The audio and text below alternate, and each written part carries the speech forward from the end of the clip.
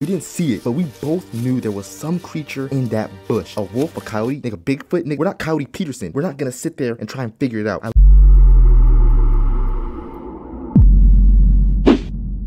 So one summer, my basketball coach wanted me and the rest of the team to go hiking for some team bonding so we can improve our chemistry, thus improving our basketball skills on the court as a team, which didn't work. Like, we got obliterated every single game. Like, my parents stopped bothering even coming to the games. Like, all they would do is call me and be like, hey babe, how much did you lose by? Because it was just that bad. So fast forward and we get to the trail / mountain that we're gonna be hiking on. And when I tell you we were in the middle of nowhere, it was like Courage the Cowardly Dog style nowhere. It was just one big mountain, a trail you walk on, and then a bunch of dust, those little tumbleweeds, and just a bunch of trees that we didn't know what was hiding behind them. But I guarantee you there was some type of monster in that mountain. Everyone was just sitting there terrified. Like, no one wanted to go up this mountain except for our coach. And one thing I'll say about my coach is that this man was a fucking lunatic. He was either 35 or 48, no kids, no wife. And there's nothing wrong with that. It's just his reason. His reason was, I don't need no kids because I'm married and dedicated to y'all. Y'all are my wives. I love y'all boys. That is pretty fucking sad. But hey, do you, bro. Like, do you.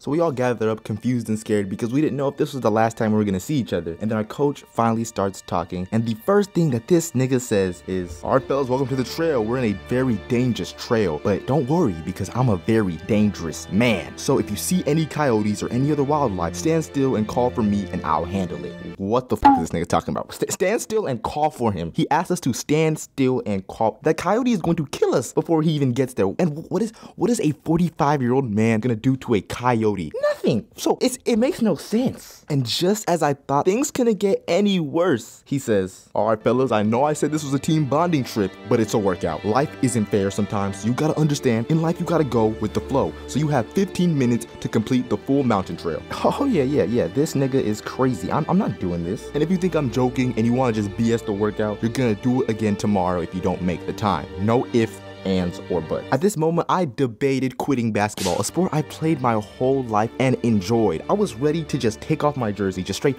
rip it off my body, put it on the floor, and say, nigga, I'm going home, see you later. But I lock it and tell myself, I'm gonna finish this mountain workout. I'm not gonna let this nigga break me because I would rather swallow a fucking Lego than run this mountain twice. I'd rather eat ass than run this mountain twice. So our coach blows the whistle and we're off. So we're running up this mountain, and the more we're running up this mountain, the harder it gets to breathe, because when you run up a mountain, the altitude it's some shit, and then it gets hard to breathe. So we're running up and I can barely breathe, and I knew if I did not take a break, I was going to pass out on this concrete trail gravel floor and be dinner for the nearest coyote. Then I look and see one of my teammates, who we'll call Dave, looking like he's about to die. So he stops. So when he stops, I stop, and our coach looks back and sees us and immediately loses his mind. What the fuck are you doing? Get your ass up and finish the goddamn run. Do you want to be a prey or do you want to be a predator? Bro, what? Do I want to be a prey or a predator? Nigga, I want to go home. So I finally forced myself back up and I started trying to run, and instantly I started getting tired again. Like, I was not making it up this mountain. This mountain was tall and steep. My chances of making up this mountain were not that high. So at this point, I started accepting my fate. Like, maybe this is just how I die. Like, me being eaten by a coyote is just God's plan. And who am I to defy God's plans? Like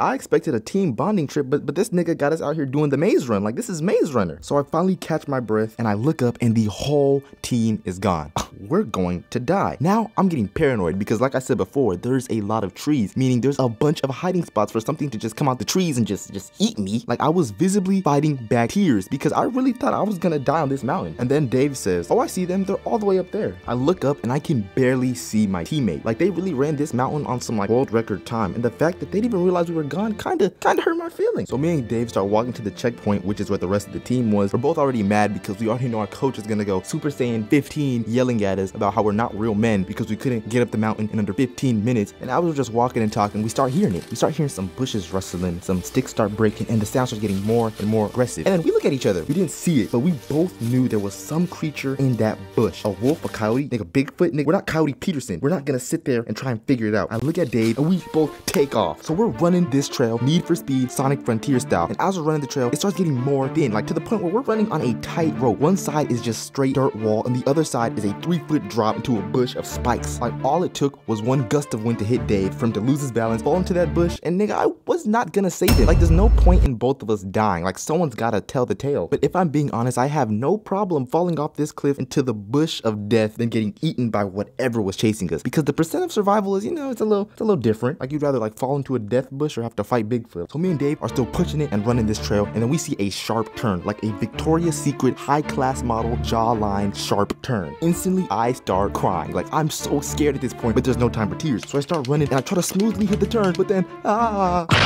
fucking trip, bro. Like, I tripped. Like, I couldn't handle the pressure that was put onto me. So now I'm just tumbling down the trail. Like, I am legit picking up speed, and then boom, I go back first into a death bush. You remember that one Chucky movie where like Chucky had that guy tackle him to the ground and he was just stabbing him repeatedly in the back while the whole party was dancing? He was getting stabbed upstairs. That was how that bush was doing me, nigga. Like, it hurt so bad. Like, I couldn't even move. I was just in the bush trying to breathe and make sure I was gonna be able to stay alive. I look at Dave for help, and he's looking at me like, bro, that's a 3-foot drop with death bushes. And I'm looking at him like, nigga, help me. Stop being a pussy. He finally pulls me up and we get the fuck out of there. We finally get back to the checkpoint and everyone is passed out on the floor, drinking water or asleep or just all three. But me, I was traumatized. I wasn't gonna eat, sleep, nigga, I wasn't even gonna jerk off anytime soon, ever. Trauma 1, me 0. You know you'll have to run the trail again tomorrow, right? I was not running that trail, nigga. Oh, Sugar Land, Jet, you ain't really told sticks. We'll pull up to your house and we'll let them clips rip.